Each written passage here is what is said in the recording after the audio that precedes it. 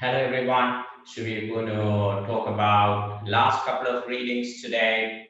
And before starting into international trade, we got few slides left on monetary and fiscal policy, which is the current reading which we are looking at. So let's get going with the fiscal multiplier. This is where we stopped the other day. We spoke about what are the tools available in the fiscal policy, what the government can do with regard to spending in terms of transfer payments can be used to address income inequality, redistributing the wealth from the rich to the poor. You can use current spending to improve the aggregate demand in the economy by spending more money. Capital spending, spending on infrastructure can contribute to long-term employment opportunities, GDP growth, and so on and so forth. And then we also looked at on the taxes, which is using the direct taxes on direct taxes are the taxes which are on the income of companies. We call it corporate taxes, and then taxes paid by the individuals on their total income, right? So these taxes are the major source of revenue for organizations. And then you have, on the other hand, indirect taxes, which are taxes on goods and services. So these are the taxes ultimately borne by the consumers. When they buy the goods and services, they pay taxes to the seller, and they will be a tax collector, and they will collect the tax and pay it to the tax authority. So that is how your tax system works. And then now we're going to talk about slide 161, a new topic called fiscal multiplier. So the learning objective is describing fiscal multiplier. So now, as you should understand, what is the meaning of multiple effect? Is basically, for example, if the government is spending $100 million in the economy, that 100 million will have multiplied economy in the country. So what does that mean? For example, if the government pays you an unemployment benefit of $100, so you get that $100, you spend that $100 on something else. So what do? You give the money to a merchant who's selling, let's say, food. And he's going to take that $100 and spend on something else. And that guy who's the seller, he's going to spend it again on something else. And this is what we say spending multiplier. And that is what is fiscal multiplier. So we are trying to see if the government is increasing spending, what is going to be the ultimate effect on the overall economy. So you need to understand what is your multiplier effect. Let's say your multiplier effect is 2.5 is your multiplier. Then which means if the government is spending $100 million, that is going to increase your consumption ultimately by 250 million. Why 100 is your government spending, 2.5 is the multiplier, meaning each $1 will become $2.5. So 100 million will become 250 million dollars. So that's what you should understand. So now, how do you calculate this fiscal multiplier? That's calculated as 1 divided by 1 minus marginal propensity to consume times 1 minus tax rate. So now you should understand what is this MPC. MPC stands for marginal propensity to consume. There is also something else you should remember called MPS, which is marginal propensity to save. So in an economy, let's say, in the absence of taxes, right, we say MPC and MPS is going to be equal to 1. So what we mean by that is basically, if you see, you have your MPC and then you have your MPS, and that's going to be equal to, let's say, 1. So what does that mean? Marginal propensity to consume means if you are getting $100 income, and let's say your MPC is 0.8. So what does that mean? That means on your income of 100, you're going to spend 0.8 on spending, and the balance 20 you are going to save. So let's say in the absence of taxes, your marginal propensity to consume and marginal propensity to save is going to be equal to 1. So what we mean by that? So if you're going to spend 0.8, how much are you going to save? You're going to save 0.2. So on your total income, if the government is spending money and that's going to be your income. So on the income, you're going to spend 0.8 on consumption of goods and services, and marginal propensity to save. The balance 20% you are going to save, and that's why we say they put together becomes 1. But if there is taxes, a portion of this income will also get paid as taxes back into the government again. So now you're going to actually see how taxes are going to have an effect on your fiscal multiplier. So in a question, when your MPC is 0.8, so what you should understand is that 80%, 0.8 is actually 80%. So 80% of spending goes on consumption. So what does that mean? Is that your MPS is typically 0.2 in the absence of taxes. Now here there is a tax coming into the picture, so 0.25, 100 million spending increase over time can increase your consumption by how much? This is going to be the question now. So you should understand the formula: 1 divided by 1 minus MPC times 1 minus tax rate. What does that mean? Because a portion of your income is going to get paid as taxes. So when you're calculating your ultimate spending, you should definitely take taxes into account, and that's why we do MPC times 1 minus tax rate. So in this case, you have 1 divided by 1 minus 0.8 is your MPC times 1 minus tax rate is 0.25. So meaning only that 0.75 can be spent on consumption. So you should understand that. So end of the day, you're going to have an answer which is 2.5. So 2.5 is your fiscal multiplier. What does that mean? That means for every $1 increase in the government spending, there is a 2.5 times increase in consumption. So in this case, if the government is spending $100 billion, your fiscal multiplier is 2.5.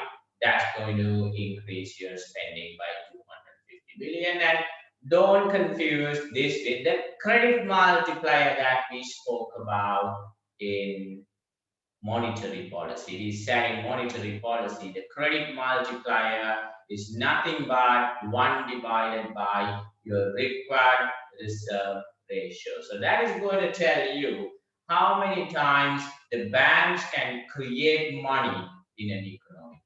So that is the impact on money supply. But here we are actually talking about your aggregate demand, where your government increases spending. What is ultimately going to happen to your aggregate demand or consumption? So that's fiscal multiplier. Going further down into tax multiplier.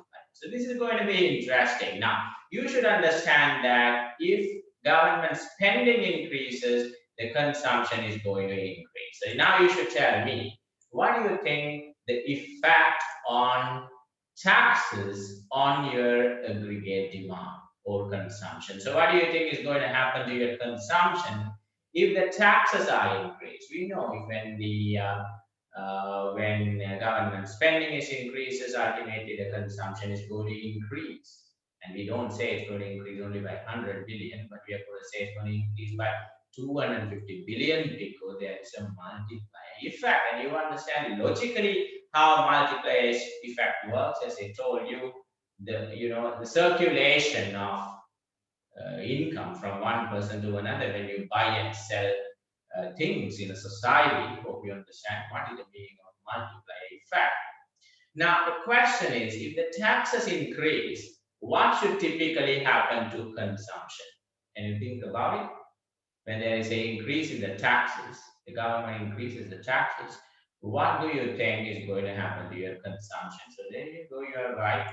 Your consumption is actually going to drop when the taxes increase. So when the government spending increases, that increases the consumption, but when the taxes increases, that reduces the consumption. Why? Because that is the money that people are going to go and pay to the government, so they don't have money to spend. So logically thinking, when the taxes increase, the consumption drops. But you should also understand the tax multiplier that is going to tell you if the government is increasing the taxes, we know the consumption is going to drop. By how much the consumption is going to drop? By the credit multiplier.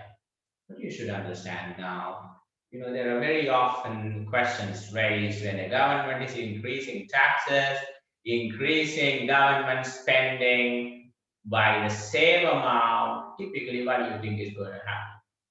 If the government is increasing the taxes by 100 billion and the government is increasing the spending by 100 billion, typically you are going to say, look, there is no effect on the consumption because government spending is going to increase your spending consumption by 2.5 times, so that's going to be 250 billion.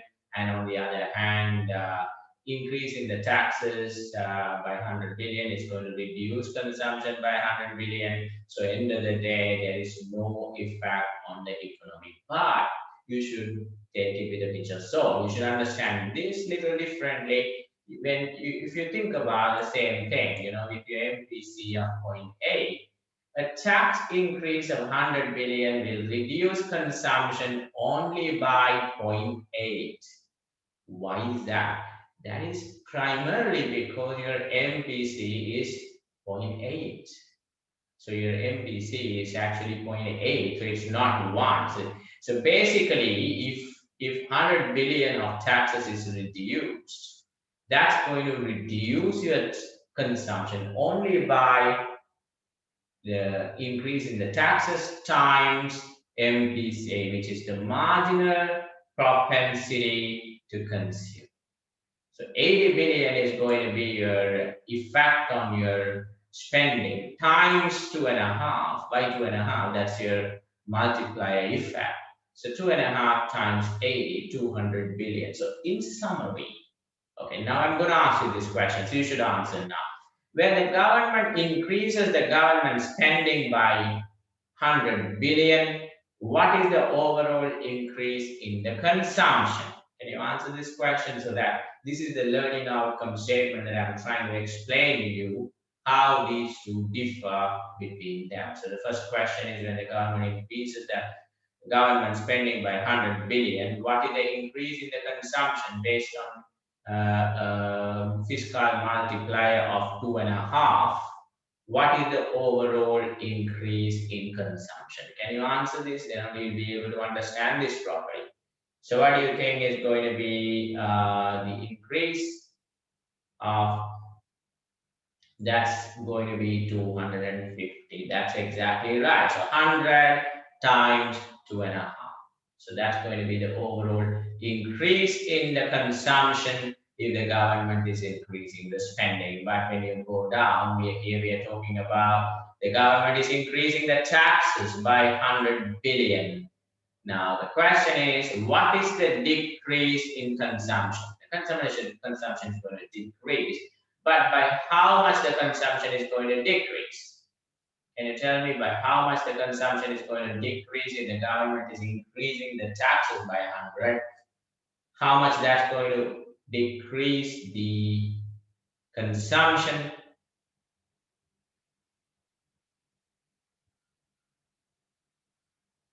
That's going to be, that's not right. So basically what I'm trying to tell you is that if the government spending increases by 100 billion, there is going to be a 250 billion increase in the consumption. But if the taxes increase by 100 billion, there is going to be a reduction in consumption only by 200 billion. So end of the day, at the same time, if the government is increasing the taxes and increasing the government spending by the same amount on a net basis, there is an increase in the consumption by 50 billion. So that's what you should understand. You might rush in and answer there is no impact on your consumption because both spending and taxes are increasing. So at the end of the day, your effect is not going to happen. But you should understand every time when the government increases taxes and increases the spending, it is going to have a positive effect on the budget multiplier because this increase in spending would have a larger impact on consumption compared to the impact on increase in taxes on your consumption. So certain things before we moving on to the next topic for you to be familiar with. The first thing that you should understand is that what is fiscal multiplier is going to tell you how many times your government spending can turn into consumption, number one. The next thing that you should understand, what can increase your consumption in this particular slide? Government spending, is it going to increase your consumption or is it going to decrease your consumption? The first question that you should understand. What's going to happen? Government spending, is it going to increase the consumption or decrease the consumption? Increase the consumption. By how many times? By how many times it's going to increase your consumption? 2.5 times. So if government is increasing the spending by 100, your consumption in the economy is going to increase by 250 billion. Okay, the next question you should understand, what would reduce consumption in this context? What is going to reduce your consumption in this context? Tax increase is going to reduce the consumption. But when taxes are increased, the reduction in consumption is not the same as the increase in consumption for a given increase in the government spending. So in this case, you should understand what is the reduction in the consumption for a given increase in taxes by 100. If there is an increase in the tax by 100, what is the reduction in consumption ultimately? What's going to happen? How much is the reduction in your consumption ultimately? Can you answer that question? How much is the reduction in consumption for 100 billion increase in taxes? So that's going to be 200 basically. 80 is basically your impact before applying multiplier. You're right. 80 is the effect before applying the multiplier, because if you have 100 is your 100 is your taxes and your MPC is 80% of that. So you would only spend 80% of that. So technically you would reduce anyway. If you have 100 spending, 100 taxes, out of that, if you have 100 revenue, out of that you have been spending only 80 because the balance 20 anyway you have been paying as taxes to the government. So you couldn't have spent that in any case. So if the government is increasing the taxes of 100, you would only reduce your income only by 80. And that 80 is actually going to reduce your consumption by 80 times 2.5. So that's 200. Right, so 200. So 250 minus 200 is 50 million. So in effect, after taking taxes into account, you can actually say your the tax multiplier comes down by the tax rate, so which is going to be 2 times. So there's another way of telling. If you don't get confused, you can even think about that. You can actually say your 2.5 is your fiscal multiplier times 0.8. That's going to give you, what is 0.8 is your MPC, if marginal propensity to consume is 0.8, so 2.5 times 0.8 gives you 2. 2 times 100 is 200, so your consumption is going to decrease by 200. That's another way to look at it.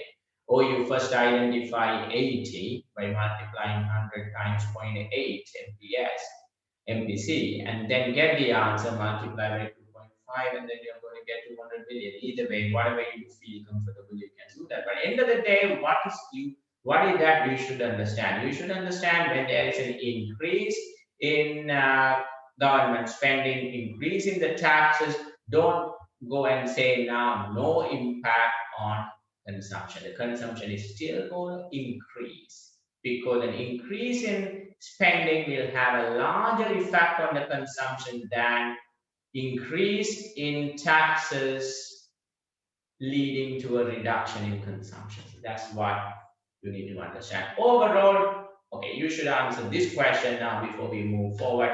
Government is increasing your taxes by, let's say, 100. Government is increasing the spending by 100. What is the net increase or decrease in the consumption?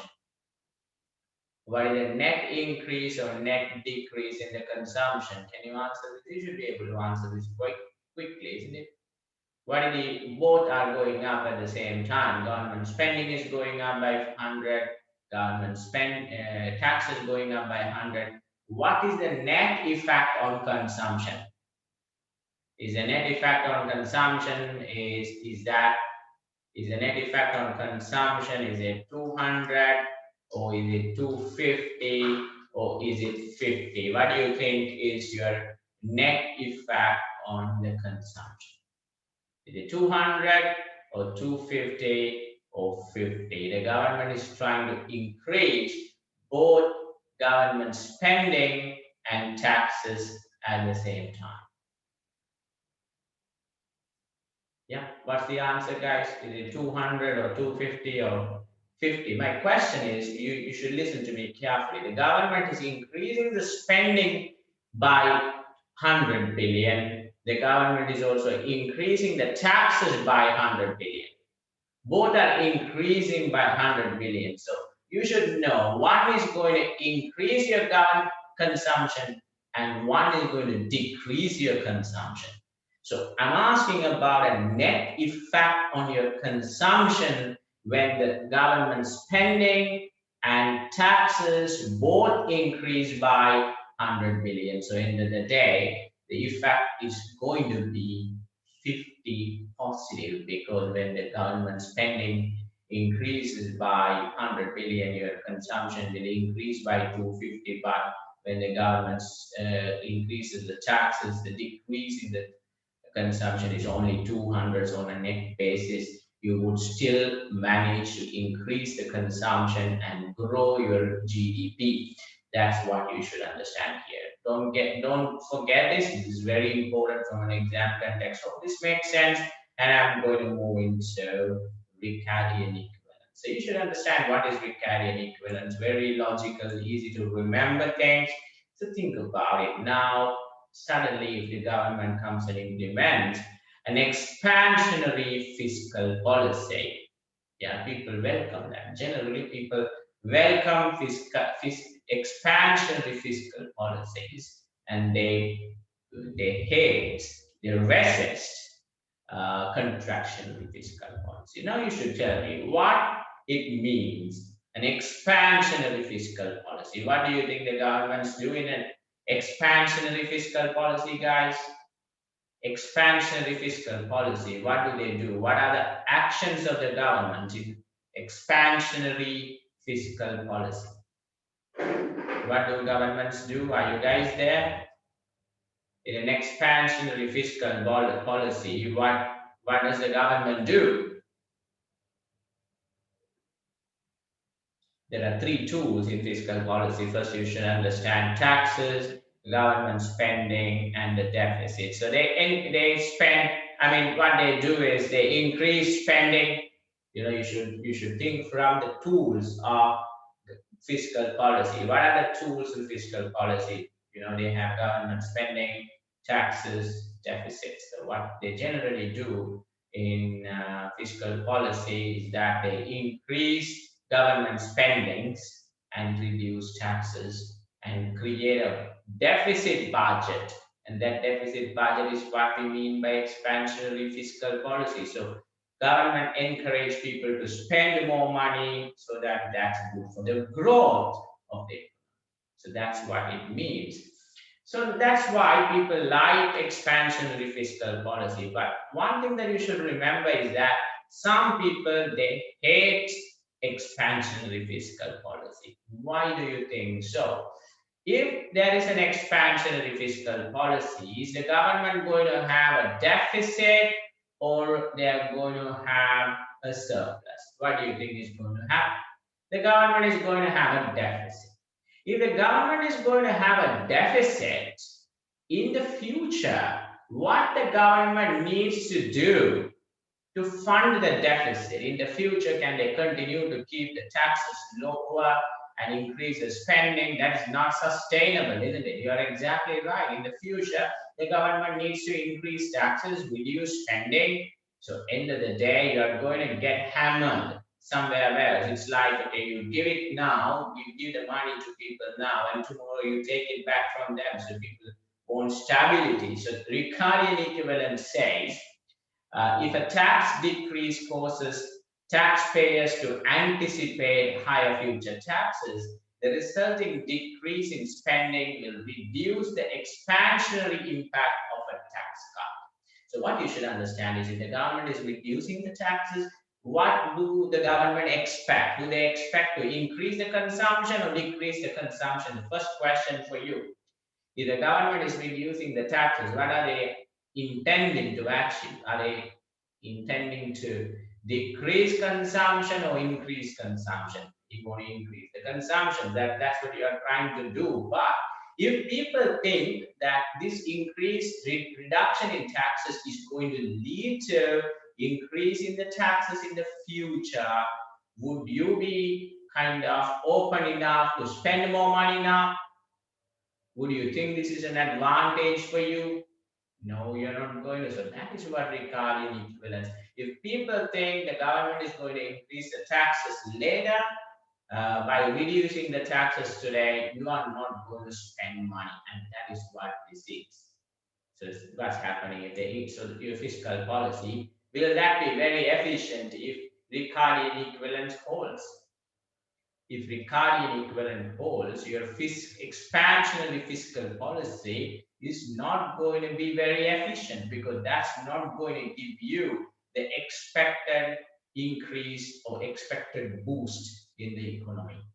If the increase in saving just offsets the tax decrease, it is termed as Ricardian equivalence. An increase in spending funded by issuing debt will have no impact on aggregate demand. So that's something that you need to understand.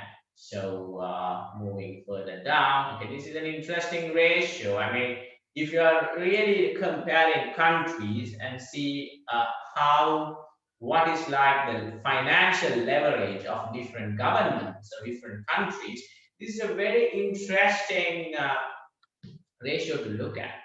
If you're taking an individual, what you do is like you take your total debt and you divide it by your annual income. So that's your own debt ratio. If you want to calculate it, you take your total debt that you have, the money that you owe to the banks or anybody else, divided by your own annual income. That's going to give you your own debt ratio. Do you want to minimize that ratio or you want to increase that ratio? What do you think you want to do? What do you want to reduce? You want to reduce the debt ratio or you want to increase the debt ratio? Obviously, you want to reduce the debt ratio because that's going to reduce your financial leverage and help you. But if you look at debt ratio, you're taking government debt and you divide it by the GDP. That's going to tell you on your GDP, but you should remember GDP is an annual number, but government debt is a cumulative number. That's something that you've got to remember. So you're dividing a cumulative number, the debt as of now, by your annual GDP. That's going to give you a ratio. If it is higher, if you are comparing this with other countries, if it is higher, you typically think the economy's debt is more, financial risk is more, so that's going to adversely affect sovereign credit ratings. So that's something you should remember. If the real interest rates on the government debt is less than the real rate of growth, debt ratio will decrease over time. So what's going to happen if the interest rate the government pays on the debt is what the interest that you pay to the lender.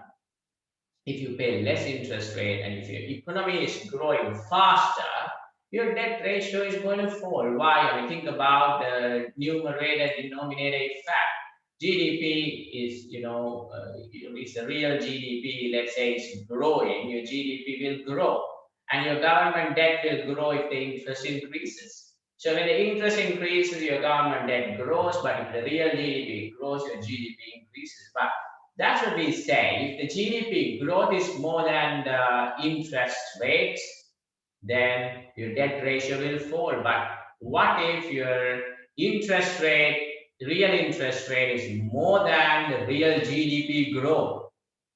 In that case, what do you think will happen to the debt ratio? Can you think about it? These type of questions are very popular in economics.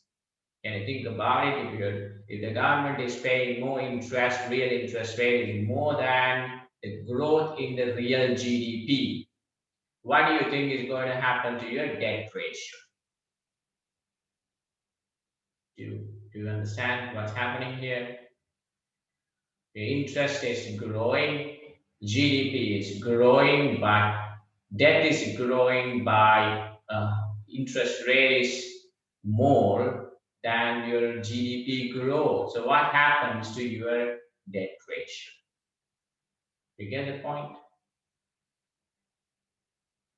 Debt ratio is going to increase. That's exactly right. So if the government debt is increasing by a higher amount compared to your increase in the GDP, because your GDP growth is less than the interest rate. But what if your GDP growth, real GDP growth is more than the increase in the real interest rate? Then your debt ratio is going to fall.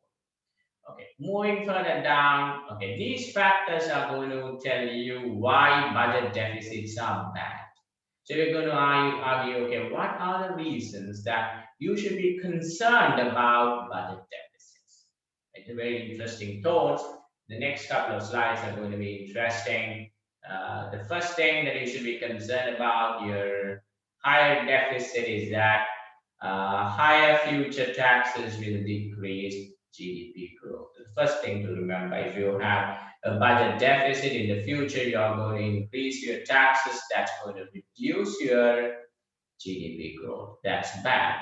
And number two, you should always remember when there is a deficit budget, do not understate the effect on private sector credit. This is what we call crowding out effect. What is crowding out effect? Is that the government borrowing is going to crowd out private sector credit in the market. So what's typically happening is that if the government having a deficit budget, the government is going to borrow from the local banks. So when the government is borrowing from the local bank, and the banks will lend more money to the government, and they will not have much liquidity to lend it to the private sector. So if they are lending it to the private sector, they are going to increase the interest rate. So the crowding out effect means when the government have a deficit budget, they are going to borrow excessively in the domestic banking system. That is going to reduce the funding available for private sector companies and reduce the domestic growth. Something important for you to remember. That is what we call crowding out effect. And the third thing that we are going to talk about, at some point, your debt burden is going to really increase, because why in a budget deficit, so many countries run budget deficits.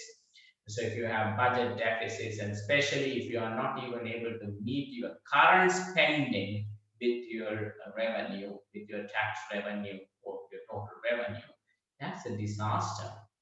If you are borrowing for capital spending or infrastructure, it makes sense to some extent, but If you borrow on current spending, I mean, it's like you have a, you do not even have money to spend annually based on your income. You're not borrowing for capex, you're borrowing for your opex. Right. Coming back to this, at some point debt can become risky, interest rate rises. So what then the governments usually do? I mean, think about it. If the government is having years of deficit budget, everybody stops lending them. How do you think these governments will actually repay? They start printing money. They will force central banks to print money. When money printing will increase money supply, will lead to excessive amount of inflation in the country. That is one. And if there are certain things restricting you to print money, you will default. And countries actually default on their debt to the lenders. One of the great examples in the recent past, we can talk about Greece, default of Greece, and some other nations in the Euro, where the governments defaulted on their sovereign bonds, right? So that will eventually happen if you continue to run deficit budgets. But deficit budgets are in the short run is good because it is expansionary. It's part of your expansionary fiscal policy, but you cannot continue to do that. Can you continue to run on debt? Can you continue to run on somebody else's money? Obviously, no. That's what this means. Okay, moving further down, but some people say, okay, budget deficits are okay. Why budget deficits are okay? So here we looked at factors why budget deficits are not okay. And here we are going to look at factors why somebody thinks, okay, some amount of budget deficit is actually okay. And the reasons for that is that if you're borrowing for capital spending and infrastructure spending, and that is what is causing your budget deficit, you think it is good for the economy or it is bad for the economy. What do you think about it? The government is not borrowing for current spending, but the government is borrowing for capital spending. You think it's good or bad? It is good. So you should understand at this point in time, I'm just trying to recall you with one more thing. You should understand there's two types of spending, right? One is you're spending on the current spending, and you are spending on capex. Right? So you have current spending, capital spending. So if you spend more money on infrastructure, capex, which is good. Why it is good? Because that's going to increase your employment opportunities in the future. That's going to grow your economy. But if you are, what is current spending? You should first understand what is current spending means. The government spending on, you can say on public sector employees. They're spending on transfer payments and whatever they need to spend on a day-to-day basis. That's current spending. Capital spending is infrastructure, development, things like that. So if the government is spending more here, and if that is what is causing budget deficit, it doesn't really matter. So that's what this argument says. Budget deficits are not really a concern because that's going to increase future employment opportunities, GDP, and things like that. Okay. Look at the next point. That's very important and interesting as well. Deficits don't really matter if Ricardian equivalence holds. What does that mean? If you have, let's say, so if you have a deficit budget, what's going to happen? If you have a deficit budget, means you're going to reduce taxes or you're going to increase taxes. In the current year, if you want to create a deficit budget, expansionary fiscal policy, what will you do to your taxes? Will you reduce your taxes or increase your taxes? You reduce your current year taxes, but it doesn't really matter anyway. In the future, your taxes are going to go up. So over the cycle, if you look at over a period of few years or so, there's no difference between your taxes and your government spending. So you're not going to have a deficit. So if Ricardian equivalence holds true, your budget deficits are okay. They're not too bad. If the economy is operating below capacity, there is no crowding out effect. So this is something you should understand. Now, We previously said that there is a crowding out effect on budget deficits. Why? When there is a deficit for the government is going to borrow from the domestic banks. If there is already shortage of liquidity in the domestic banking system, if the domestic banks are going to pay lend more money to the government, they don't have enough money to lend it to the private sector. But imagine a situation there is excess liquidity in the market, and the companies and everybody is operating below capacity. So even if you have deficit budgets, banks have enough liquidity to lend it to the government as well as lend it to private sector. Then you don't really see crowding out effect as a serious consequence of a deficit budget. Hope that makes sense to you. And now we are going into a new topic, slide 167. What we are going to talk about here is that there are various lags in fiscal policy implementation by the governments, which will make sure that which will not help you to run an effective fiscal policy. So these lags will reduce the effectiveness of your fiscal policy. As we told before, right? If the fiscal policy to be effective, the government needs to implement the fiscal policies immediately to rectify some of the key economic issues. The first lag is recognition lag, so which means the government doesn't even really understand that there is a need for a policy change, or there's a need for expansionary or contractionary fiscal policy. So now I'm going to ask you some questions from you. When do you think government should implement an expansionary fiscal policy? Can you think of this? When do you think the government should implement an expansionary fiscal policy? At which situation? During a recession, people not spending money, economy is growing, unemployment rate is high, there is a risk of deflation. That is when you do expansionary fiscal policy. So you continue to look at macroeconomic data. Look at what's going on with the unemployment rate, what's going to the household consumption. Look at what's happening to the GDP, CPI index. Continue to monitor them and take timely actions. If you don't even recognize that there is an issue in your economy, that's where the first failure comes in, recognition lag. The second one, lag is a delay, isn't it? Okay, action lag. Okay, okay, something is wrong, let's do something. The great example that you can talk about, some time ago when in the United States, when they announced a very large stimulus. Okay, that is when Trump was there. There was a large amount of stimulus that was announced, but the approval process for that large amount of stimulus to the economy took such a long time. So what happens is that although something needs to be done, but maybe you don't have enough political support in your system, so that takes a long time for you to reduce taxes or increase stimulus, government spending. So that's going to create further delay. So that's what action lag. It is the time taken to enact the legislation into practice.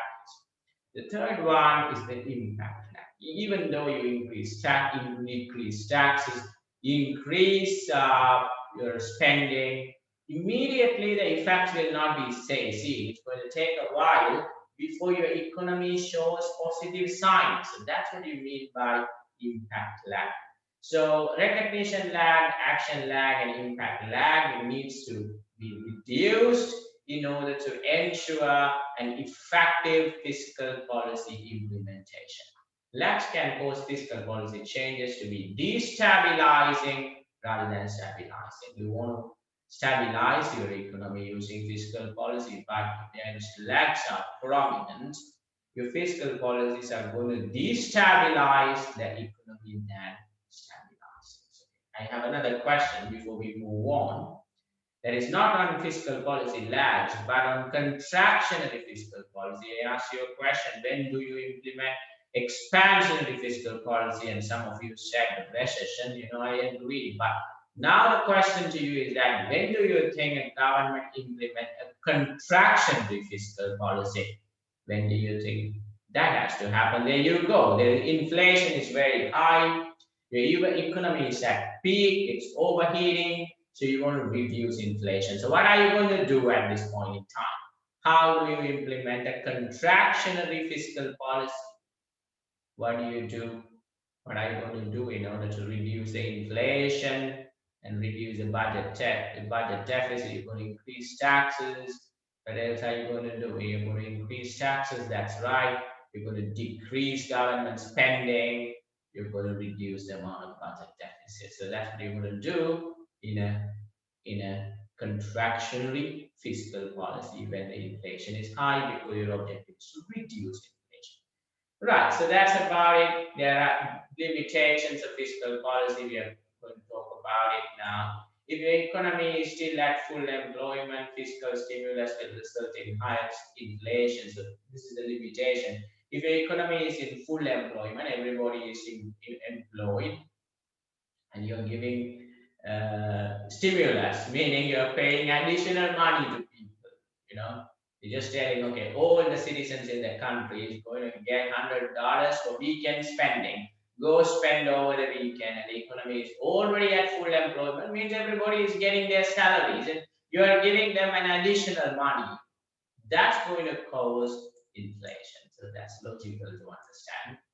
But if the economy is below full employment due to supply shortages, fiscal stimulus will lead to inflation rather than GDP growth. You should understand this. I think this is a more serious issue. If you think the economy is below full employment not because of anything else, because of supply shortages, you don't have enough capital, you don't have enough labor, you don't have enough natural resources or entrepreneurship to run the economy, to keep the employment at full employment. So that is why your GDP is below full employment GDP, because you don't have enough resources. So what do you think the government should try to do? Should they try to give stimulus? The stimulus is not going to help them, because stimulus is going to look at the aggregate demand, but the problem is the resources. So you should try to increase your domestic resources by relaxing the immigration laws, so discover additional resources, encourage companies to come up with new business ideas, opportunities, rather than doing fiscal stimulus. Hope you understand. It's like the problem is somewhere else, but you are trying to treat something else. So that's where the problem is. So if your economy is below full employment because you have lack of resources, but fiscal stimulus will let people spend more money, but it's going to create more inflation, because the economy anyway cannot produce more, and that is why there is a problem. So you cannot spend more and expect GDP to grow. GDP cannot grow because there is a capacity constraint here. You should understand that. Moving further down, if the economy has high unemployment and high inflation at the same time, how do you call it? You have high unemployment and high inflation at the same time. And remember, this is what we said previously, stagflation. Okay, now, if you have been studying economics, whatever the readings that we have already done, and we are at the latter part of economics, so at this point in time, you should be able to answer this question if you've been studying and doing your revision correctly. What causes stagflation? We say two problems at the same time. You have higher unemployment and higher inflation at the same time. What is a stagflation, guys? Stagflation means that you have a sudden disruption in the supply of some of the materials, or whatever that materials you're talking about, and because of that, there's going to be an increase in the prices of those products. So what's going to happen? There's going to be a recession, caused by lack of supply, and in the meantime you have inflation because of the shortages. Suppliers are going to sell whatever is available at a higher price. So there's inflation. There is recession because there is no supply, and inflation because there is a shortage, both caused by a supply side shortage. So this is what we said. Government cannot address both at the same time. Right, so that's the problem there. And now when you're analyzing fiscal policy, you should definitely understand. One thing that you should understand is that whether a country has, expansionary policy or contractionary policy. Expansionary policy means spending increases, tax decreases, and contractionary policy means spending decreases, tax increases. We already know that. So what is special about this slide is to understand these 2 points. Whether your fiscal policy is expansionary or contractionary depends on the business cycle stage. So hope you understand. In a peak, right? You are at the peak. What do you think is an appropriate fiscal policy the government should implement? Can you answer this question? You are in the peak. You should implement contractionary policy. That's exactly right. If you are in a recession or in a trough, what do you think is an appropriate business cycle? What you should appropriate a fiscal policy? You should implement an expansionary fiscal policy, an adjusted or full employment deficit amount, and we used to adjust for business cycle stage. Right, so now the last slide on monetary policy and fiscal policy. So this is the time we reflect all what we learned. Okay, in summary, as I previously told, central bank is an independent unit, should not be unduly influenced by the government. So should central bank to have credibility, they should be independent, transparent, do what is best to the economy than unduly pressurized by other stakeholders.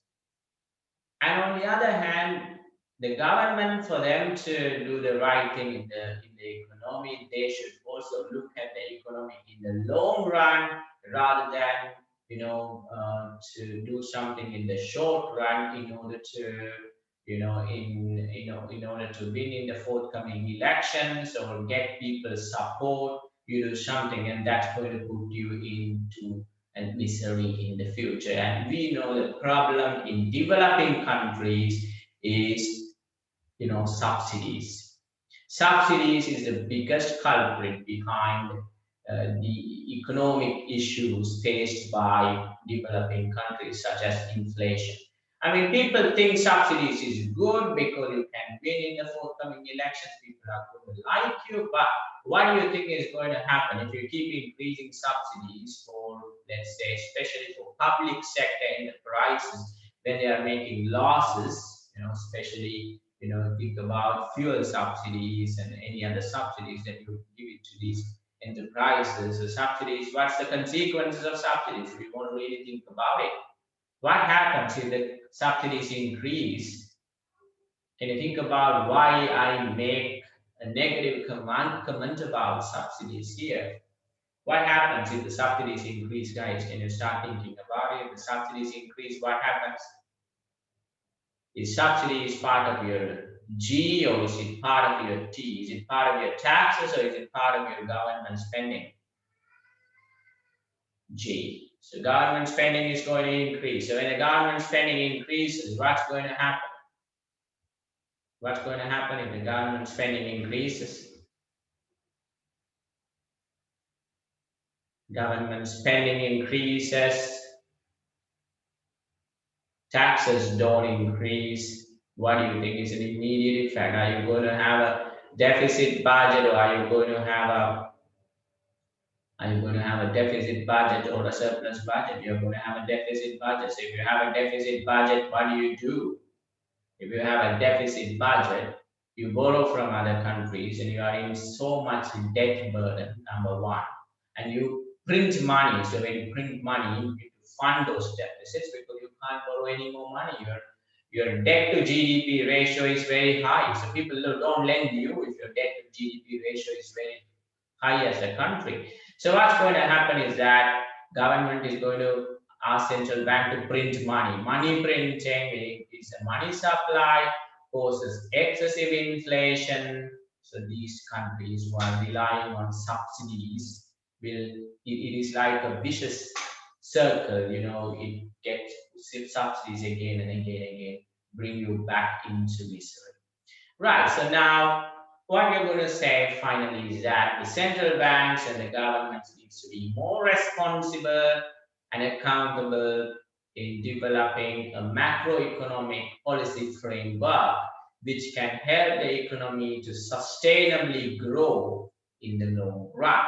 And we also see that there should be a coordinated efforts by both central bank and the government to drive the economy in the right direction. So let's look at some of these. Monetary policy is expansionary, fiscal policy is expansionary. So it is important that we summarize what we learn. If you say a monetary policy is expansionary, what do you think are the tools that are used and what's going to happen? What do you think is going to happen if you have a expansionary monetary policy? If you've got an expansionary monetary policy, what do you think is going to happen? Central bank is implementing an expansionary monetary policy. So what are they doing? I'm asking you, what are they doing? Why do we call it an expansionary policy? There you go, you are right. You reduce interest rates. What else you do? Couple of more things you can say. You're reducing interest rates. What are the other things that you do as part of expansionary monetary policies? What are the other things that you do? Because this is very important. There are other tools of monetary policies. Do you buy bonds or do you sell bonds? What do? You do bond buyback to inject liquidity in the market. What do you do to the reserve ratio, the deposit reserve ratio for banks? What are you going to do? Are you going to reduce that or are you going to increase that? In an expansionary monetary policy, you're going to reduce that. So you're going to reduce all of that to create an expansionary effect on the economy. And fiscal policy, you know what you do? Decrease taxes, increase spending, have a deficit budget. If both the parties, central bank and the government, doing the same thing, what's going to happen is going to be a strong expansionary effect. Public and private sectors both will grow. And this is, this is what's been, it's easy to understand expansionary policies because this is what most governments have been adopting, isn't it? In line with, COVID-19 implications. And all the central banks and all the governments have been more expansionary, adding more stimulus, increasing spending, increasing unemployment spending, and central banks have been relaxing policies, reducing interest rates, doing bond buying, and reducing some of the central banks have reduced reserve ratios as well. Now, what if both are contractionary, monetary policy and fiscal policy? Contractionary monetary policy means you increase interest rates, you sell the bonds to mop up liquidity in the system, and you increase the reserve ratios. So when you do that, and fiscal policy, if you want to be contractionary, increase taxes, reduce spending, reduce budget deficit. So what's going to happen? Your GDP is going to fall. Interest rates are going to be higher because that's contractionary monetary policy, and public and private sectors will decline. Now, the next two are going to be more funny. Why? Because the central bank is trying to be expansionary, government is trying to be contractionary. So there's a competition between central bank and the government. So what's going to happen here when the monetary policy is expansionary, central bank trying to increase the money supply by reducing interest rates. On the other hand, government is trying to bring in fiscal discipline by controlling the deficits, increasing taxes, decreasing spending. So they're making conflicting decisions in the economy, which is not really right, isn't it? Interest rates will fall. Why interest rates will fall? Can you answer that question specifically? Why the interest rates will fall? Because what type of monetary policies that you are implementing is expansionary. Consumption, output, and private sectors expand. But what's going to happen to the government sector? Government sector is not going to expand because fiscal policy is contractionary. So you should understand that. There is benefits of monetary policy, but there are negative effects on fiscal policy coming in. So you're not going to see a very strong expansionary effect because of the lack of growth of public sector. The next one, what if the monetary policy is contractionary and fiscal policy is expansionary? Interest rates, what do you think is going to happen to the interest rates? Interest rates are going to go up because your monetary policy is contractionary. You are trying to, central bank is trying to control inflation by controlling the money supply. They raise the interest rates. Aggregate demand is likely to be higher because the fiscal policy is expansionary. Government stimulus is more. Public sector portion of the spending growth, but private sector potentially don't grow because of the contractionary monetary policy. The public sector grows because of expansionary fiscal policy. Now, I have a question. If your problem is inflation, what do you want your policies to be? What do you think? What do you think you should do? If your problem is inflation, what do you do? 1, 2, 3, 4. What are you going to do? Your problem is inflation. Which one? This is 1, this is 2, this is 3, this is 4. What do you think you should follow?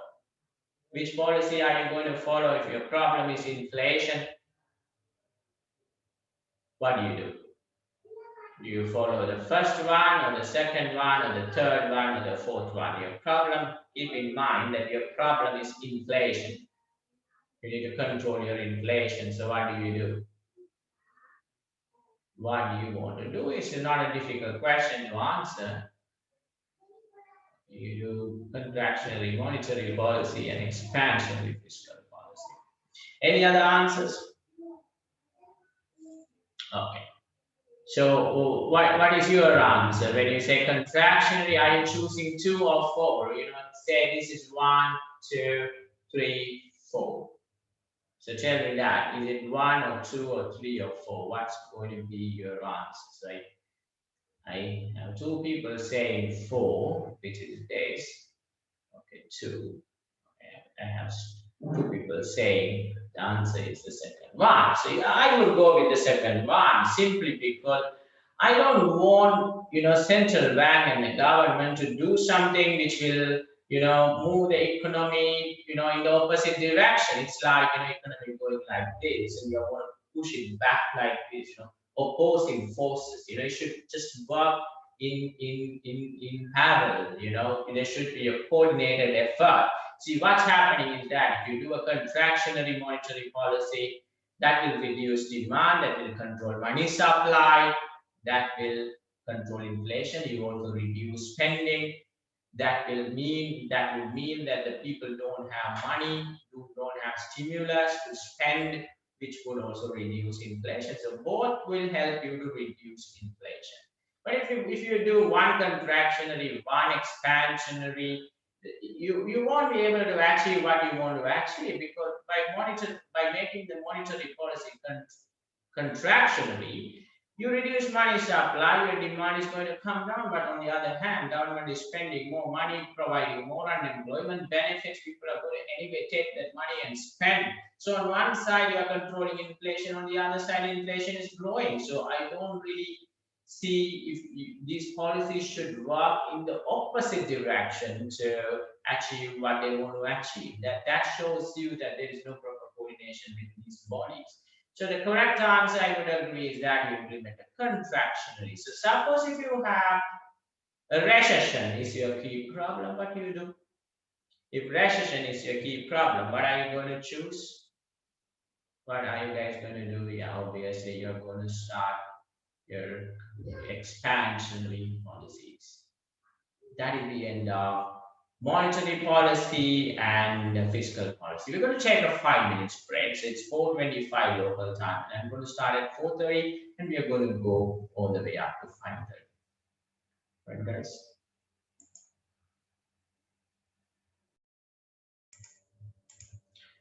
Okay, this is going to be a reading on international trade and capital flows, which we are going to talk about now. So before going on and talking about international trade, what it is and what are the benefits of that, you should also understand the difference between GDP and GNP. I think I spoke about this briefly when we started talking about macroeconomics, but at this point in time, it's important that you clearly understand the differences. Now, as we spoke about GDP before, it is just a recap. So GDP is the value of goods and services produced by a country within its geographical area during a particular period. So that's what GDP is. So in the GDP, you would include the goods and services which is produced locally using foreign capital and earnings of foreigners working in the country. Now, if you have foreigners working in your country, it is going to be part of your GDP because you don't really care whether you own them or not. You don't really care whether the capital is yours or foreigners. You just only focus on where the goods and services are produced. So GDP includes goods and services that are produced within a country using the resources that are available in the country during a particular period. So now now we are going to talk about GNP, and then I'm going to ask you some questions. Now, when you talk about GNP, remember GNP is the value of goods and services produced by using a country's own resources. So here, we are not going to really look at the geographical boundaries. We are just going to look at, we are going to just, if you take GDP, and what we need to do is, in order to calculate GNP, you need to add the remittances that your own employees are bringing from other countries, and you should also add the income that you generate from your local investors investing in abroad. So that should be added to your GDP. And you should deduct the foreign capital contribution in your domestic economy and foreign staff working in your country contribution from that should be deducted from GDP to arrive GNP. So I just help you how to reach GNP from GDP. GNP is your own one, but GDP is what happens in your economy. So, but widely, GDP is considered to be a more acceptable measure of an economic activities of a country. Right, now I'm going to ask you certain questions for you to answer whether something is going to come into your GDP or something is not going to come into your GDP or GNP. Now, this first question for you is that the remittances by your country employees working abroad, will that be included in GDP or GNP? Where do you think that's going to get included? Is it going to get included in the GDP or GNP? I'm talking about your own citizens working abroad and the remittances that they send you. Is it going to be included in your GDP? Obviously, no, it's not going to get included. Why not in GDP? Because they are not working locally, they are working abroad. So it is going to be included in your GNP, not in your GDP. Now, the next question for you is foreign investment into your domestic economy. The contribution of that, is it going to be included in GDP or is it going to be included in GNP? Contribution of foreign capital. It is going to get included in the GDP, but it is going to be excluded from the GNP. Why? Because that capital doesn't belong to you. In the future, you will have to return the capital. In the future, you will have to pay, interest on the capital. So there is going to be an outflow. So that's not yours. So you should exclude that from the GNP, but include that in GDP. Right. Now I'm going to ask you a question. Your own capital produced in your own countries. Your own capital produced in your own country. This is going to be included in GDP or GNP. You can even tell me a different answer other than GDP or GNP. There you go. You are exactly right. That's going to get included both in the GDP and GNP because that's going to be your own resources and the production takes place within the geographical boundaries. So that's going to get included both in GDP and GNP. And comparing these two had been a very popular question in the economics exams. Right. So moving further down into slide 173, we are going to talk about international trade. So what is international trade? Is imports and exports. If you talk about a free economy or opening your economy means you're actually talking about having a free trade, international trade of imports and exports. So that is actually going to help the economy, the global economy. We're going to talk about what are the benefits and disadvantages of having international trade. International trade is opening up your country for imports and exports. If you have a closed economy, you're going to have large restrictions on imports. Right. Now, benefits of international trade is that it is going to help the consumers because consumers are going to have access to a wide range of products and services at lower prices. Usually the imported products are going to be high quality, low cost because you are importing the best products from outside the country, which is expensive for you to manufacture domestically. So consumers are going to benefit in terms of choices, in terms of prices, and the benefits of international trade for domestic economy is that higher employment because you can develop exports. So exports can create employment opportunities, wages, and profits to export industries. But there are costs relating to international trade, displacement of workers, migrants of workers from one country to another, and lost profits in industries competing with imported goods. The problem with international trade is that, right, the problem with international trade, your domestic infant industries, they will not be able to compete with high quality, low cost imported products. As a result, your infant industries will collapse. There will be lack of local employment opportunities. Your small and medium-sized enterprises will suffer. So that's one of the disadvantages of having international trade. You will never be able to do something on your own because you just don't feel the need of it because you feel okay, you can always import whatever you don't have. So that's the cost of international trade.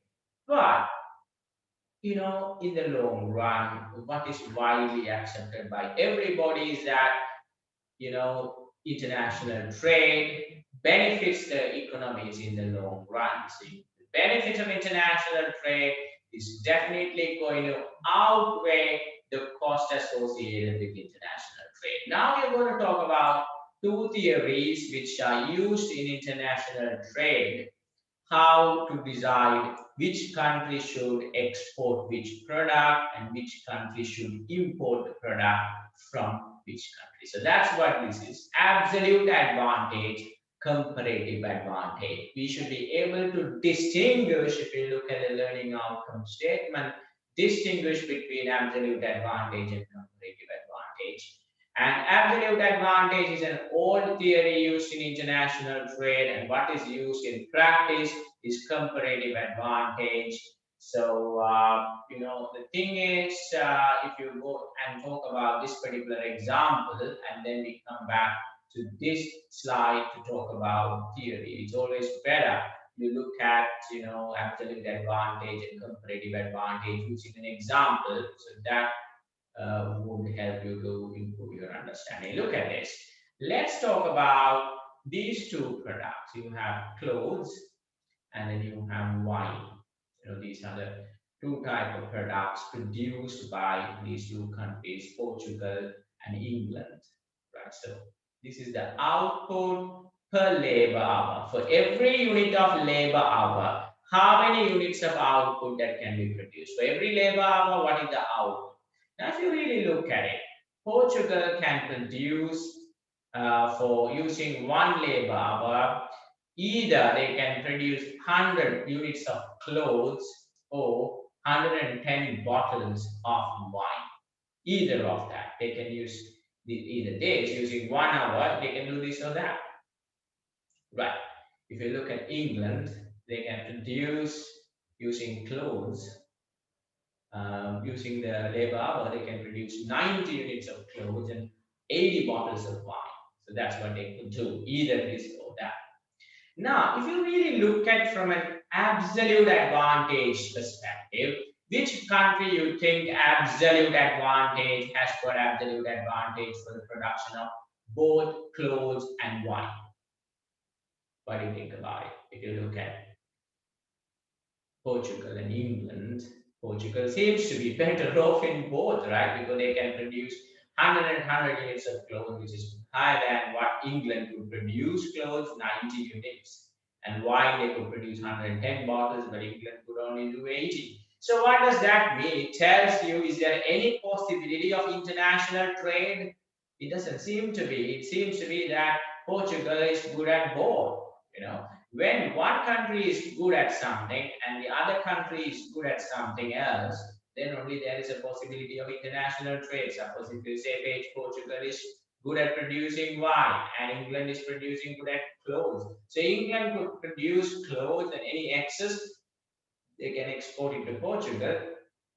And Portugal can produce wine, anything excess that they can export it to England. That is where the international trade takes place. So if you focus on absolute advantage, it looks like there is no international trade possibilities. Right, so you can say Portugal can export both to England. So what will England do? They have absolutely no production. So that's where the problem is. So in a comparative advantage, what we are going to do is we are going to calculate the opportunity cost for each of the country in producing clothes as well as wine. So you are going to produce something for which you have lower opportunity cost. That is what comparative advantage. We say you got comparative advantage on something if you have lower opportunity cost on that particular production. So now the question is, what is opportunity cost? Opportunity cost is the next best alternative foregone. So what you let go if you want to achieve something. Now I'm going to ask you a question. If you are producing clothes, what is your opportunity cost? Can you think about it? If you're producing clothes, what do you think is your opportunity cost? What do you think is your opportunity cost? If you're producing clothes, what are you going to let go? What is your opportunity? Wine. If you produce wine, your opportunity cost is clothes. So we're going to calculate the opportunity cost. First, let's look at the comparative advantage. So look at this. We are going to calculate England's opportunity cost of clothes. So if they are producing clothes, how many units of clothes that they can produce in 1 hour? How many units of clothes can they produce, England, in 1 hour? 90. If they produce 90 units of clothes, what do they lose? What they let go? What do you let go? How many units of wine are you going to let go? So you see, 80 divided by 90. Now people always ask the question, why 80 divided by 90? Why not 90 divided by 80? You are trying to calculate what you lose. So what you are losing, remember, should be your numerator always. So you lose 80 divided by 90. So every unit of cloth production, England is using 0.89 bottle of wine. On the other hand, Portugal, if you look at it, for every unit of wine, they lose, sorry, every 1 unit of cloth, they lose 110 units of wine. So 110 divided by 100. So for each unit of cloth production, they lose 1.1 bottle of wine. Now, question for you. Who has the comparative advantage in producing the cloth? Who's minimizing the opportunity cost in cloth production? Who's minimizing the opportunity cost in cloth production? Is it England or Portugal? Who is losing less wine upon producing cloth? Both of them are producing cloth, but who is losing less wine upon producing cloth? Can you think about it? Who is losing less wine? England is losing less wine. They're losing only 0.89 bottles of wine when they are producing clothes, but Portugal is losing 1.110 bottles of wine when they are producing clothes. So who got comparative advantage in producing clothes? England has comparative advantage of producing clothes because they reduce the opportunity cost of cloth production by reducing the amount of wine that you lose when you are producing clothes. Right. Portugal. If you look at Portugal and England for wine production. So what if you produce wine, what do you lose? Let's calculate it for Portugal. If you produce wine, what do you lose? You lose clothes. So that's why clothes is your numerator here. 100 in Portugal produces 110 units of wine, they lose 100 units of clothes. So your opportunity cost is if Portugal produces 1 unit of wine, you lose 0.9 units of clothes.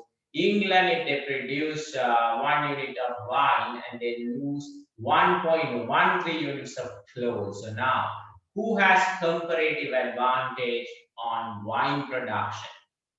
Who has comparative advantage of wine production? Portugal. So what is going to happen eventually is that a country who has comparative advantage of a product will manufacture that product and export it to another country who don't have comparative advantage. And they import a product for which they do not have comparative advantage from a country which has comparative advantage for that. So in this case, now you should tell me, what should England do? What should they produce and export? What they should import? What should England produce and export? Can you answer this question? What do you think England must produce and export? Should they produce clothes or should they produce wine? What should they produce and export for which they reduce the opportunity cost? Is what they have comparative advantage. So they should produce and export. England should produce clothes and export it to who? Export it to Portugal. And what should England import? What should England import? Wine. Why do you think they import wine? Why do you think they import wine? Do they have comparative advantage for wine? No. Why they don't have comparative advantage? Why they don't have comparative advantage? Because what do they lose? They lose more clothes when they are producing wine, because comparative advantage is something that's based on opportunity cost. Right, that's exactly right. So from who they are going to import the wine? England, from who that they are going to import the wine? They're going to import the wine from Portugal, who can produce wine much more efficiently because they use less cloth upon producing wine. It's an interesting concept. So remember something, this is a widely tested concept in economics. So opportunity cost, comparative advantage is a concept based on opportunity cost. you produce and export something which you have lower opportunity cost, and you import something for which you have higher opportunity cost. You import it from a country which has lower opportunity cost for that. Okay, what is the benefit of this? What is the benefit of comparative advantage? Is that if you really look at it, this is the data that is provided to you. So what's going to happen is that Portugal, what are they going to do? Portugal is actually going to, not going to produce, not going to produce clothes. They're going to produce wine. Let's say, Portugal has 9 hours of labor. So using the 9 hours of labor, how many clothes are they going to lose if they can produce? What can they produce? Using 1 hour of labor, how many clothes can they produce?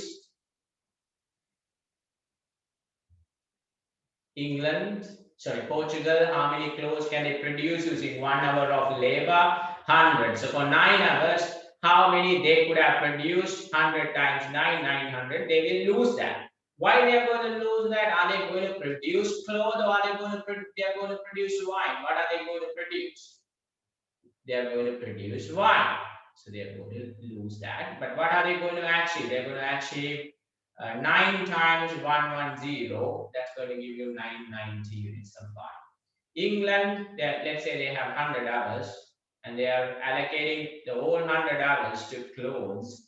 And what are they going to do is 9 times 100, and they are going to produce 900 units. So there's no gain from specialization. But if you really look at it here, England is going to use 10 hours to produce clothes. And so 10 times 80, they are going to 800.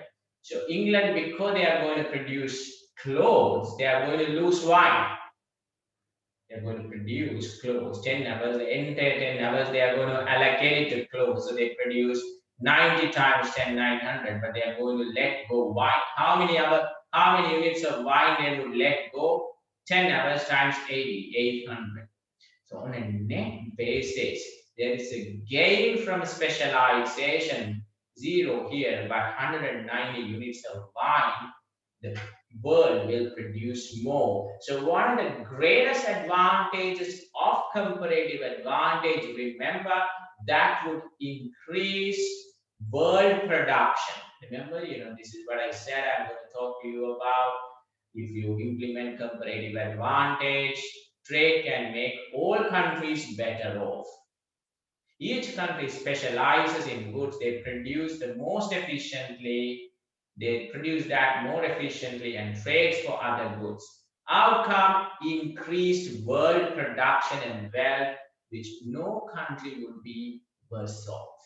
That is what comparative advantage. Absolute advantage. So comparative advantage means low opportunity cost that would help to improve world production, support all the countries. Absolute advantage is lower cost in terms of resources used. So that's what we say. Portugal is better in both, but on a comparative advantage, Portugal is only good at wine, but they're not good at clothes. So that is why we use comparative advantage to identify your export and import that can increase the world production, and also trade can also produce benefits from economies of scale. Why? Because instead of producing wine and clothes both, you can just produce wine. Portugal can just produce wine. England can just produce clothes. So they are going to do it at a larger scale. If they do it at a larger scale, they are going to have lower cost of production because savings of fixed costs coming into the future. And that's what we term it as economies of scale. And then you have efficiencies coming from cross-border competition. It's going to be better competition internationally. So you're going to have more efficiencies. Everybody wants to manufacture the goods at the lowest possible cost. And this is why we say, on international trade, the benefits outweigh the cost. Right. There are two models to trade, which we're going to talk about. One is Ricardian model, and the other one is HO model, Heckscher, Colin model, and Ricardian model. So based on, how you can understand international trade better. In Ricardian model, the limitation of this model is this model sees labor is the only factor of production. So when you say you have comparative advantage, on one particular product, so that means that you got better human resources who can produce that. A great example is we see that most of the financial management specialists are in the United Kingdom because there's like a lot of human resources, ample supply is available for that particular specialized area. So that is why they export that to other countries and import something that they don't have. So Ricardian model says the source of comparative advantage depends on your labor. Another good example you can think about is, if you think about outsourcing industries globally, where do you think you're outsourcing? You see, in which countries do you see significant growth in outsourcing businesses? What comes to your mind when you're talking about outsourcing on a global scale? You talk about, everybody's fingers pointing towards China, isn't it? Because you have, abundant amount of resources, low cost, cheap labor, you call it. So that's going to be the source of comparative advantage according to this model.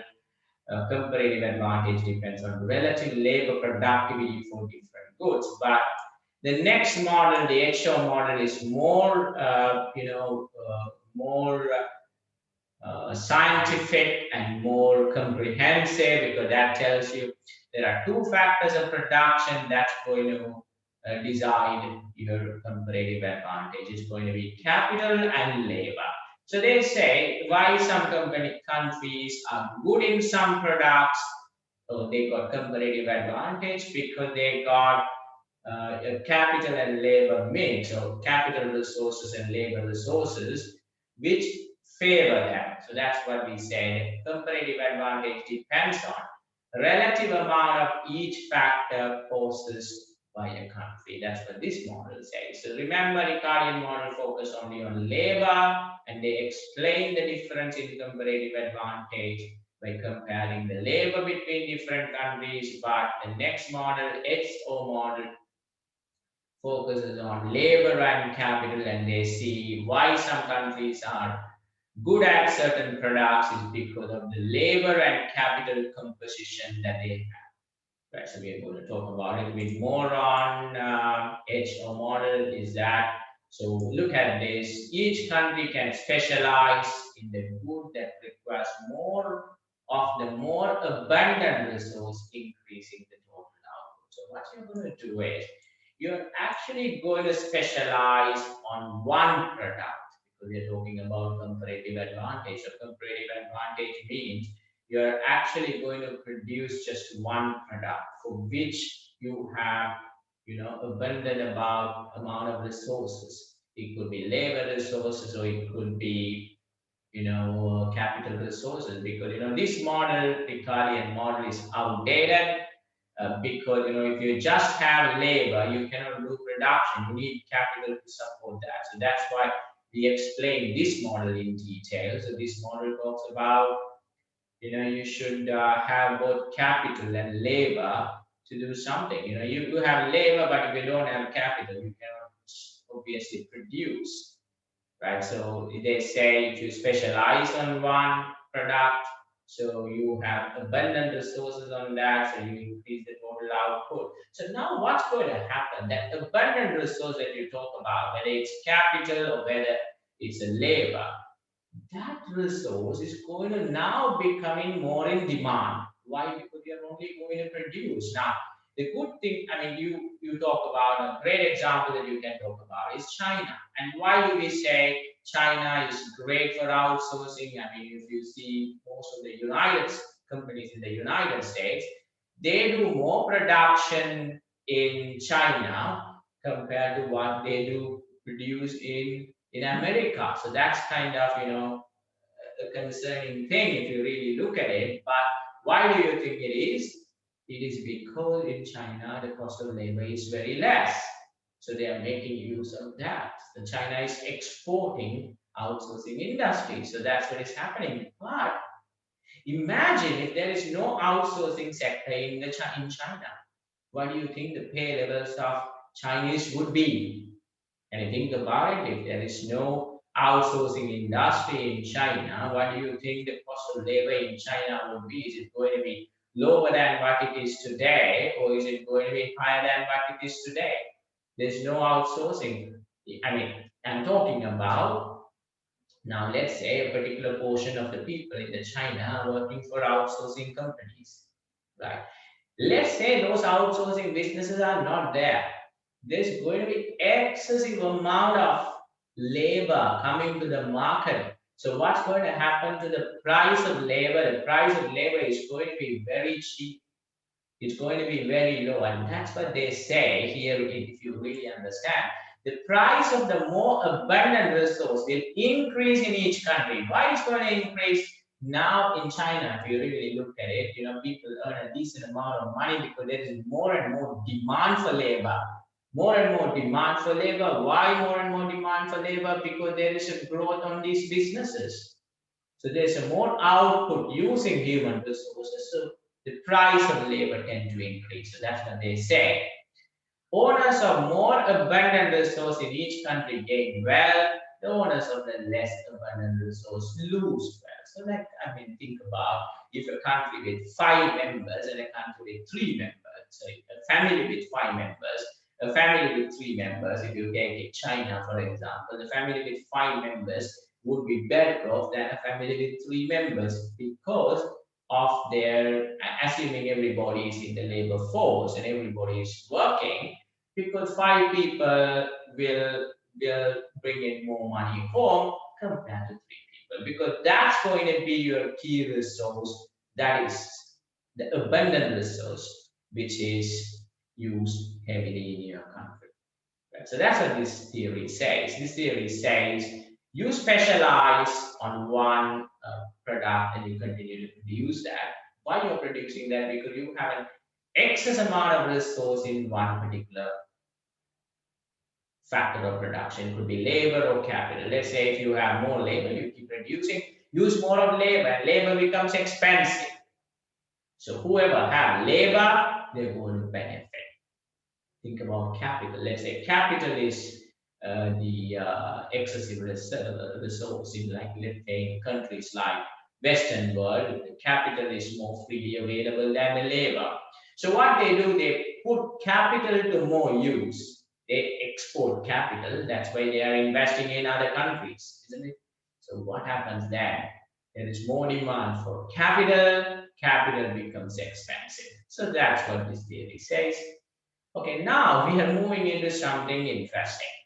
Trade restrictions. So what is trade restrictions and why we are talking about it today is in international trade. We said international trade is bad for domestic infant industries. International trade don't allow your domestic industries to grow. So there is something called trade protection. Trade protection means a country's government trying to protect their domestic infant industries. So how can they do trade protection? There are various ways available that you can do trade protection is through tariffs, quota systems, export subsidies, minimum domestic content, voluntary export restraint. So what is most popular is tariffs, quotas, and export subsidies. The last two are not so popular. These 3 items are very popular, and now you should understand what is the logic behind trade protection. Trade protection means protecting domestic industries, mainly the infant industries. The infant is which are very young, they need protection. They need protection from whom? Can you answer this question for you to understand trade protection? They need protection from whom? These infant industries. Domestically, who they should have protection from? They should be protected from who? If you think from a trade restrictions perspective or trade protection, they should be protected from the high quality, low cost imports. Those foreign companies, they export to you, that becomes imports. So that's, they should be protected from. So if they want to be protected, what the government can do, they can implement tariffs. Tariffs means you are taxing your imported goods. So that's going to reduce your imports. Quota system is you are placing restriction on the quantity that are being imported from different countries. So you can say maximum you can import from this country is X amount. So that's what the quota system. And there are quota rents. You know, if you have a quota and you have, let's say, only importing 100,000 units, and you are allocating that 100,000 units of imports to different countries, and the countries, the exporters of those countries need to pay government quota rents, because the government is selling them the quotas. They're not selling it to anybody else. So there's a quota rent. Export subsidies and other ways, don't do anything to imports. You go and support your exporters. Give them loans, give them financial assistance, give them advisory, consultations, any type of support that they do, so you can help them, develop them to become competitive, to compete against these imports. Okay, minimum domestic content. So you're going to actually say you require proportion of product content to be sourced domestically. So you say if you're going to manufacture something domestically, you say you need to use your local resources. You know, you should say, okay, you need to have a minimum X amount of raw materials on your product should be sourced from domestic sources. People put restrictions on companies who do production. They say don't import all the raw materials. You try to use at least a minimum of 50% domestically. That is minimum domestic content. Voluntary export restraint is a voluntary thing. It's not mandatory. So it's an agreement by one country to limit the quantity of goods it will export to another country. So it's like, let's say, China, says that they are going to export, less amount of goods to United States in an agreement. So what does that mean? That imports from China in the United States is going to go down. So that's again a trade protection. But this is how you can ask me, how is you think it's different from tariff? How do you think it's different from quota system? Mainly quota and voluntary export restraint. Quota is a importer's government is implementing it, and it is mandatory, and there is quota rents. But when you talk about a voluntary export restraint, it is a country who's exporting in an agreement with an importer. They say we are not going to export more than this because we want to protect your local trade. That is what voluntary export restraint. Okay, now I'm going to ask you a question. Which one do you think logically is more effective? You think quota is more effective or voluntary export restraint is going to be more effective? If I ask you a logical question from a trade protection perspective, obviously quota, because that's mandatory and that's going to be implemented by force. So they are trade protection mechanisms. Understand the effect of each of them. You should be able to compare. That is the learning outcome statement. Moving down, we are going to do in a diagram how your quotas and tariffs, how are they going to affect your demand supply in your domestic market. So look at this. This is your demand curve, downward sloping. This is price and quantity. And this is your upward sloping supply curve. And this is where your equilibrium. The problem is, let's say you have domestic demand is this much. This is your domestic supply. So do you have a shortage of the product or do you have excess of the product? And you first think about it. This is your domestic demand, let's say 100 units. You have domestic supply 40 units, right? So what do you have? Do you have a shortage or what do you have? Shortage. So what do you need to do if you want to satisfy all the people's demand in the country? Do you know it? Yes, you are exactly right. You need to import from other countries. So what is the space of amount of import? Import is between this to this, isn't it? This is your import, and this is your world production. Now, this is going to be more interesting. Now, this is your price. And now, let's say if the government is going to come up with a trade protection. If they're going to do a trade protection, what is going to happen? Which industries are going to grow? Which industries are going to grow if you do a trade protection? What is going to happen to imports? Yes, domestic. What is going to happen to imports? What is going to happen to imports? Imports are going to reduce. That's right. Fantastic. Now, but what do you think is going to happen to prices? Do you think the domestic producers are as efficient as the international producers? So what do you think is going to happen to the price? What do you think is going to happen to the price of the product? Because you are going to be, producing it using infant industries, and they are going to produce it at a much higher cost. So what do you think is going to happen to the price? Price is going to increase. So when the price increases, what happens to the demand? What happens to the demand? The demand is going to go reduce. So look what's happening. Your demand is coming down from here to here. And what happens to your supply increases? Look at this. So now I have a question for you. What is the difference between Qs1 and Qs2? What is the difference between Qs1 and Qs2? Qs1 is the domestic supply when you have no trade protection. And Qs2 is your domestic supply when you have trade protection. Hope you understand that. Why do you think the domestic protection is increasing when you have trade protection? Because you are supporting domestic industry, so you expect the production to grow. So your domestic industry production increases. And what happens to the demand for this particular product? That drops because the price increases. So what is eventually going to happen? What is happening to the import? What is going to happen to the import? Is the import going to decrease or increase? Import is going to decrease or increase. What's going to happen? Previously, you were importing from QS1 to QD1 to QS1. This is the portion that you were importing.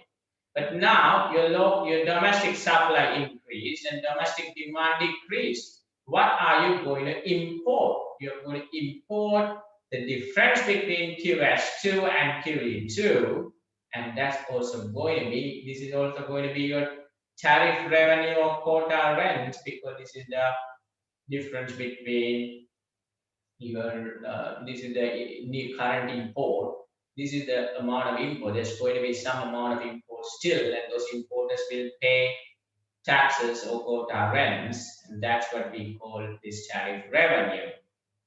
And then you have gain in producer supply.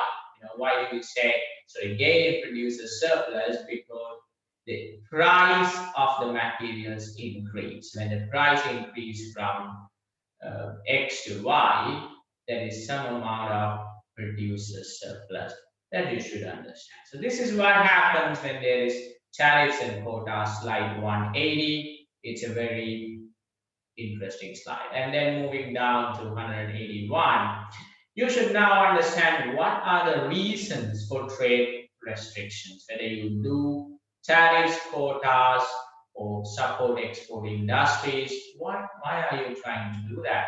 You want to protect domestic jobs because you want to develop infant industries. You want to protect domestic producers. That's why you do this. We already spoke about it. So you can increase your domestic production, increase employment opportunities, make them competitive. So at one fine day, you can even develop your exports. Other reasons for international trade, you want to counter foreign trade restrictions. So you want to compete with the restricting firms. If a country is doing, they are restricting your exports, so you want to compete with them. So you want to tax. I mean, one of the popular one you can think of is previously, not that it is not there now, but previously, the trade war between China and United States. It's a great example of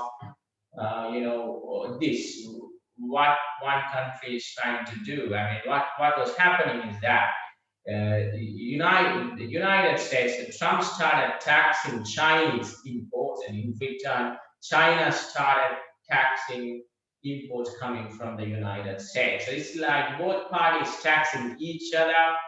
So that's like a competing thing. So that's what they say: countering foreign trade restrictions, export subsidies, anti-dumping. What is dumping? Dumping is like, you are selling something to another country for cheap price, even sometimes below the cost. Why? Because you want to sell them at a lower cost than the price, because you want to have a market share. You want to have a market share, and you don't want domestic industries in those countries to grow. So don't think if some country is giving something free of charge or giving it at a cheaper price, not that they are so caring towards you, they just don't like you, they don't want you to grow. So anti-dumping, so that is dumping, but anti-dumping is you do something opposite to that. Revenues from tariffs for domestic government, that's another reason why you do trade protection, is that local government wants to increase their revenues. So one way to do that is introduce import tariffs and quota systems, so they can get revenues from that.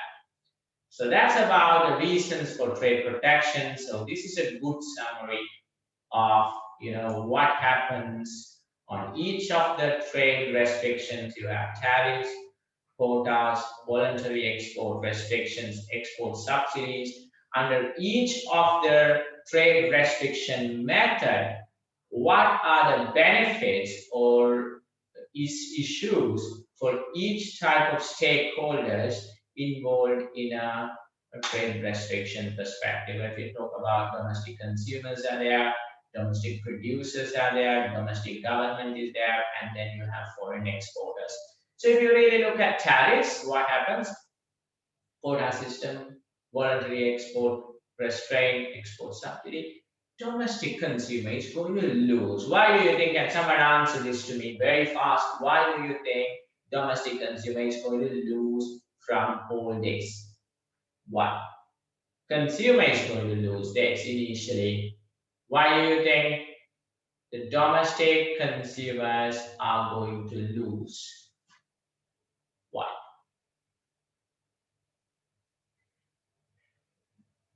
Consumers are going to lose. What's going to happen to prices, guys? I mean, if you think logically, what do you think is going to happen to prices after trade restrictions? What's going to happen to the prices? The prices are going to increase and they're going to get affected. And what is going to happen to the amount of goods and services available, the options available for them? Is it going to come down or is it going to go up?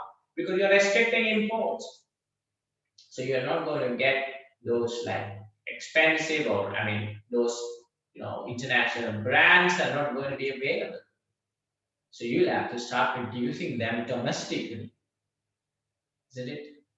So they're all going to lose because higher prices, lower quality, all those issues. Consumers are going to get affected by any type of trade restrictions.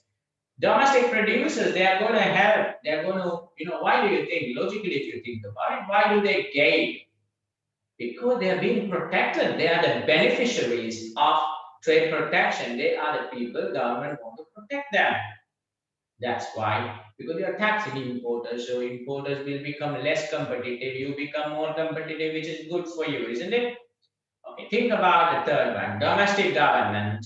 They are going to gain on the tariff and the quota, but there is an explanation for that. I'm going to explain that. But for the moment, why do you think they gain from tariffs and quota system? Because they are going to get income in the budget. They are going to have income taxes here, and then they are going to get quota rents. And voluntary export restraint, nothing for them. Export subsidy losses. Why export subsidy losses?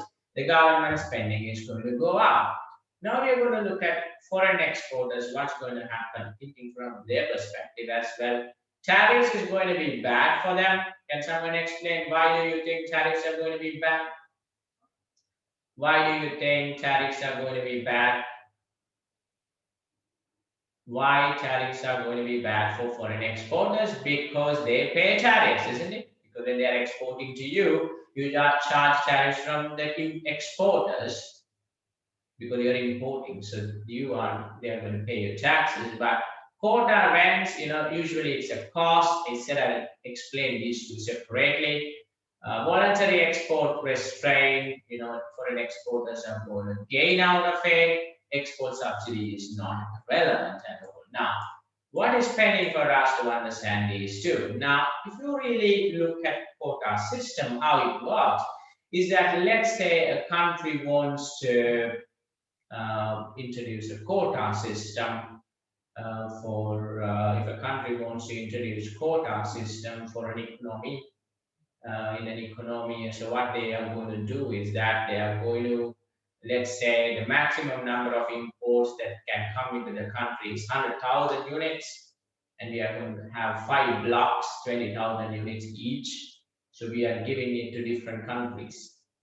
So different countries can buy them, and they are going to pay you quota rent. So if you look at it, the distribution of gains between the domestic government and the foreign exporter depends on the amount of quota rent collected by the domestic government. If the domestic government is not going to charge a significant amount of quota rent because they feel by quota system the government is benefiting, if the taxes are lower, the foreign exporter is going to benefit. But if the government is going to charge a very high quota rent, the foreign exporters are going to get impacted. But you can ask me, how do foreign exporters gain? They will gain because you are giving quotas only to them. They're not giving it to any other exporters, which is good for them because they can capture your market very well. But it all depends on how much quota rent you are charging them. If you charge them a less rent, they are benefited because they have the opportunity to sell to your country compared to anybody else who doesn't have the quota. So you should understand this. The impact on the domestic government and foreign exporters depends on the amount of quota rent. It can be beneficial or it may not be beneficial depending on the amount of quota rent that the domestic government is going to charge. So that's the end of trade restrictions. We are moving on to capital restrictions, and I'm going to see you on Friday. And Friday is going to be the last class on economics, and then we are going to get back onto quantitative techniques, the remaining portions which we are going to start off on Saturday.